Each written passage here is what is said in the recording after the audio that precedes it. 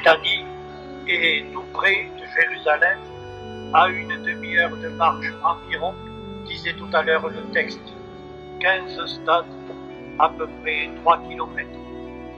L'urbanisation n'a pas encore envahi ce recoin, et sur cet autre versant du mont des Oliviers, la vie se déroule comme il y a des siècles. La verdure et les fleurs autour de l'église font une oasis de paix. Sur ce que la tradition désigne comme la tombe de Lazare, les musulmans ont dressé un minaret pour la désigner. Pour eux aussi, c'est un endroit sacré. Tout autour, dans des maisons de pierre sèche ou à moitié creusées dans le roc, j'ai encore vu il y a quelques années, lors d'un pèlerinage, les femmes du pays agiter le lait dans une peau de chèvre cousue pour faire du beurre. On imagine, dans ce cadre simple, pauvre, calme, le Christ venant à 2 pas de Jérusalem se reposer chez son ami Lazare.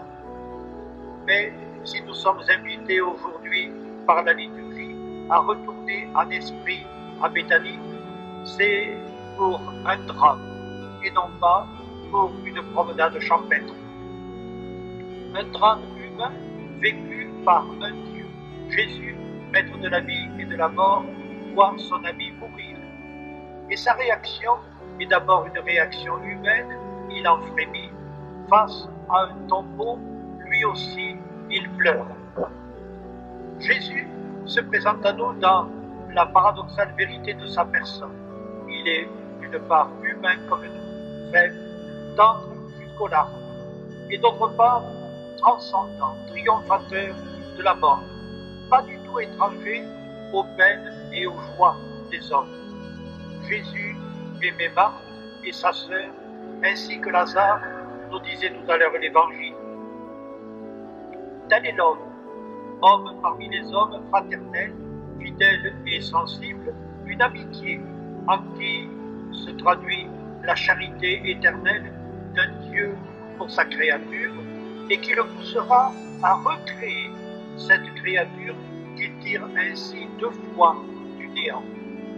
Tu viens trop tard, dit Marthe, mais qu'en sais-tu, ô femme, le moissonneur est seul maître de la moisson, dira Victor Hugo. Je sais bien que pour Lazare, cette résurrection n'en est pas une, puisqu'elle ne sera pas encore définitive.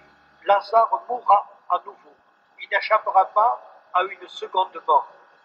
Aussi bien, les premiers écrivains chrétiens ne l'appelaient pas une résurrection, mais une ressuscitation, pour bien marquer la différence avec la résurrection du Christ. Lazare est ressuscité pour reprendre une vie ordinaire. Le Christ, lui, ressuscite, il passe du côté de Dieu. Mais la résurrection même imparfaite de Lazare nous renvoie à la résurrection du Christ qu'elle préfigure et à la nôtre. Ce qui a toujours intrigué les commentateurs de ce texte, c'est le terrible silence de Lazare. Pas un mot, pas même ouf, même pas merci. Il semble qu'il n'est qu'un symbole, un prétexte. À travers cette figure, devant cette figure silencieuse, c'est l'homme qui s'interroge sur sa destinée qui est évoquée. Devant un cadavre, dit Malraux, c'est même pour lui la première parole humaine, devant un cadavre, l'homme n'a su que dire « Pourquoi ?» en levant les yeux vers le ciel. Il s'est beaucoup répété depuis, inépuisable bête, ajoutera Malraux. Il cherche toujours la réponse. Dans la foi aujourd'hui, elle lui est proposée, la mort n'est pas le dernier mot de la vie. Ce drame de la mort, Jésus ne l'a pas seulement vécu en spectateur, il va le vivre dans quelques jours personnellement. Et curieusement encore à partir de Béthanie. Au cours du repas, où Lazare ressuscité est l'un des convives, Marie, elle encore, va verser du parfum sur Jésus. C'est ce que nous rappelait par quelques lignes le texte, mais il vous renvoie à un récit plus complet que peut-être vous aurez la curiosité d'aller regarder de plus près. Elle va verser du parfum sur Jésus. C'est un geste banal, c'est un simple cadeau. C'est bien plus que cela, c'est un geste de foi. Elle sait très bien que le matin de Pâques, le cadavre de Jésus ne sera plus là pour l'embaumer. Elle le fait à l'avance. Elle anticipe le rite parce que ce jour-là, il sera inutile, impossible. C'est un acte de foi fantastique. Elle fait ce geste à contre-temps et sur un vivant. Aussi bien le Christ, dans le texte auquel je vous renvoie, proclame que cet acte de foi sera célébré dans le monde entier et proposé comme modèle à toutes les générations. C'est de Béthanie que le Christ partira pour affronter la mort. Et en renverser le sens, Marie en était sûre, d'où son geste. Marie, par son geste, et Marthe, par ses paroles, on a dit que sa profession de foi est même plus claire, plus nette que celle de Simon-Pierre, supérieure à lui, éclatante dans son absolu. Elle redit la foi de toutes les générations chrétiennes. Elle est le porte-parole de cette génération chrétienne. Le texte exact, vous l'avez lu tout à l'heure. Je crois que tu es la résurrection et la vie. Je crois que tu es le Messie, le Fils de Dieu venu dans ce monde.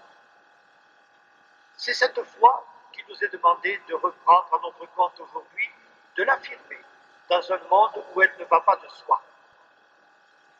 Marcel Proust, comme nous, enfants d'un siècle rationaliste et positiviste, osera redire cette foi, au moins sur le mode interrogatif. Il écrit d'un de ses personnages, « Est-il mort à jamais? Qui peut le dire ?» Certes, les dogmes religieux n'apportent pas la preuve que l'âme subsiste. Ce qu'on peut dire, c'est que l'homme passe l'homme, comme si une force au-dessus de nous nous obligeait à faire le bien, à trouver normal de faire le bien, un fardeau d'obligation, un appel à se dépasser, à rechercher la perfection, pour un artiste à recommencer 20 fois. Au nom de qui? Pourquoi? Pour quelle récompense éphémère? D'être satisfait de soi. L'idée que l'on meurt, mais pas pour toujours, ni à jamais, n'est pas invraisemblable. L'idée que l'on meurt, mais pas pour toujours, ni à jamais, n'est pas invraisemblable.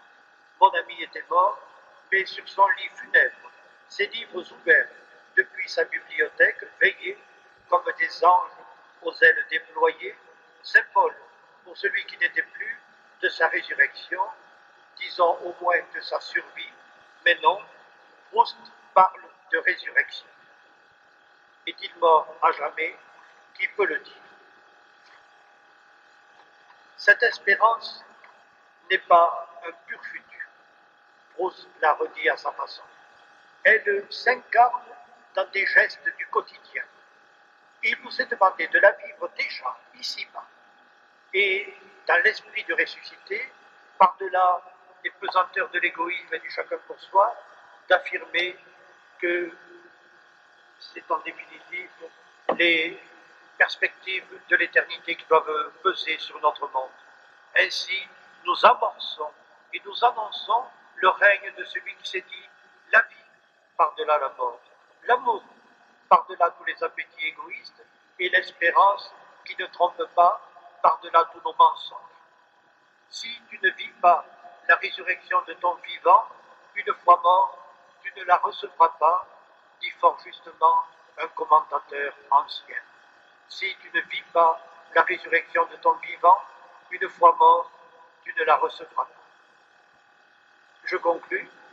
Lazare figure au premier rang des peintures des catacombes, comme pour exprimer le rêve têtu de l'homme qui, dans la foi, défie la mort. Dans ces cimetières souterrains de Rome, lourds comme le couvercle d'un tombeau, l'artiste a peint de multiples fois la figure de Lazare, de celui qui symbolise le passage terrible mais lumineux du chrétien à la suite du Christ par cette porte d'où l'on ne revient jamais. Elle est, nous le croyons, cette porte de la mort, une porte ouverte, sur Dieu.